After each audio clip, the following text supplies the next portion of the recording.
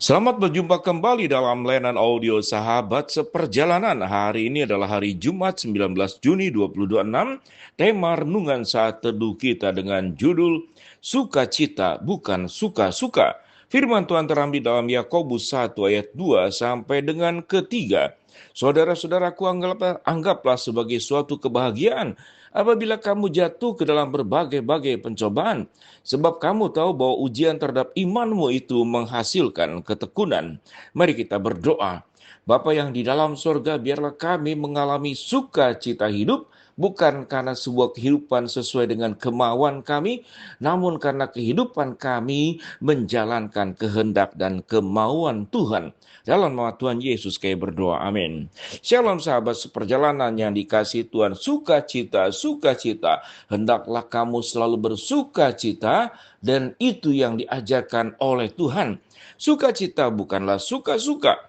Kalau suka-suka berarti memilih sesuatu yang sesuai dengan kehendak kita, pikiran kita, minat kita, keinginan kita, kebutuhan kita. Itu suka-suka. Suka-suka berarti tidak ada yang bisa mengatur siapapun juga. Dia menciptakan aturan sendiri dan semua orang harus mengikuti aturan yang dibuat oleh dirinya. Itulah orang yang hidupnya suka-suka. Kalau anak sekolah yang suka sekolah, suka-suka pergi sekolah, mau sekolah dia pergi sekolah, tidak mau sekolah dia tinggal di rumah, mau sekolah dia masuk sekolah, mau main dia tidak melakukan pergi ke sekolah.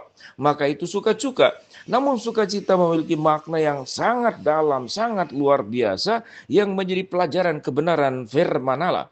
Apalagi bagaimana kita bersukacita di dalam kesulitan, bersukacita di dalam pencobaan, bersukacita di tengah masalah, bersukacita sekalipun badai menghadang kepada kita. Mengapa demikian? Ada dua perkara. Satu perkara adalah tatkala kita melakukan seluruh kehidupan sekalipun sulit, itu melaksanakan sesuai dengan kehendak Allah. Yang kedua, kita melakukan kehidupan di tengah beratnya masalah, kesulitan, badai yang menerpa. Ada Kristus yang senantiasa bersama dengan kita, menguatkan kita, dan membela kita. Itulah sukacita. Sukacita tidak berdiri sendiri. Orang yang hidupnya suka-suka memikirkan dirinya sendiri.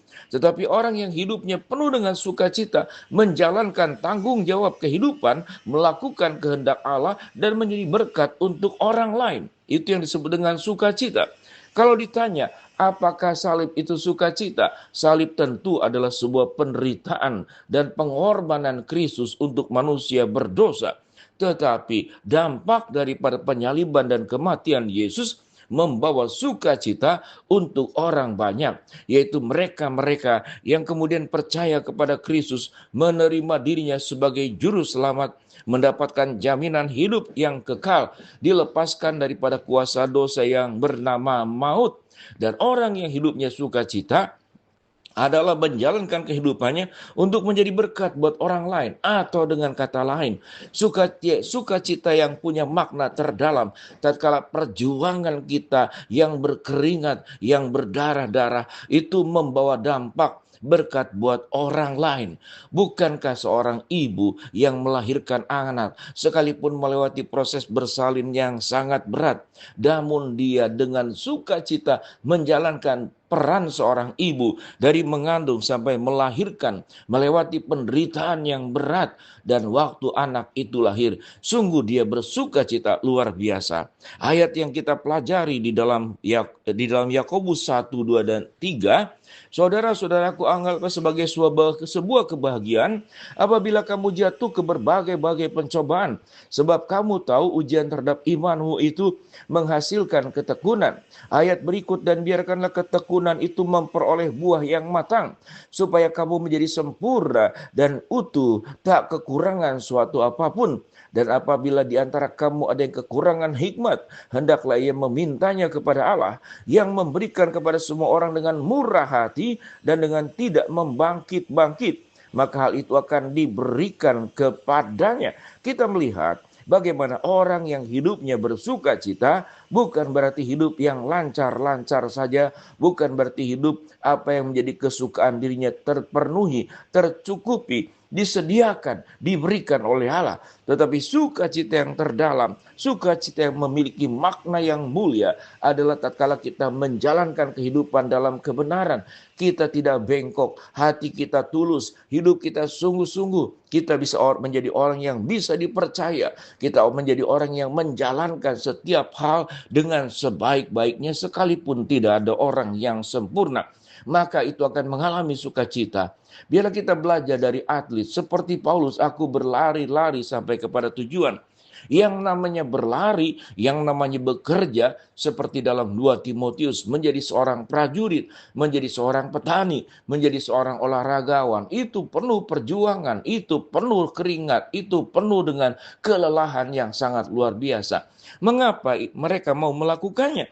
Karena mereka akan mendapatkan sukacita dari proses perjuangan yang sedemikian berat tatkala mencapai garis akhir. Demikian juga dalam setiap kehidupan kita, sahabat seperjalanan. Ada sebagian orang yang kenapa mau berumah tangga? Bukankah berumah tangga itu berat, penuh problem, penuh masalah, butuh biaya yang besar. Tapi orang menjalankannya karena ada keindahan di dalam rumah tangga. Ada proses perjuangan, bagaimana membangun hubungan suami istri, bagaimana berperan sebagai ayah dan ibu, dan bagaimana menjalankan tanggung jawab masing-masing. Proses belajar itu menjadi kehidupan, menjadi begitu indah.